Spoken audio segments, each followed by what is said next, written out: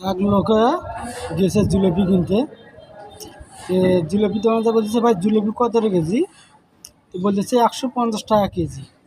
বলছে আচ্ছা ভাই, আপনি কত বছর ধরে জিলিপি বিক্রি করেন? তো বলতেছে অন্তপক্ষে 4 থেকে 5 বছর তো হবে। তো বলতেছে যে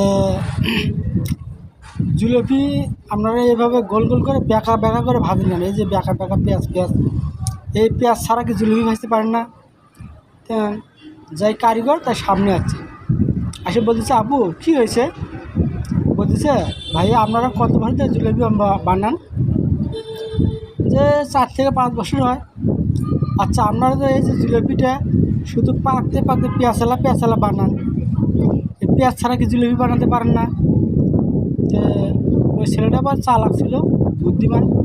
বলতেছে আপু আপনি এই যে জিলিপিটা যে খাবেন কিংবা ভাত খাবেন, সেটা কোন দিক দিয়ে খাবেন, কোন পাকে খাবেন? বলতেছে কেন মুখ দিয়ে খাবো? যে মুখ দিয়ে যদি খান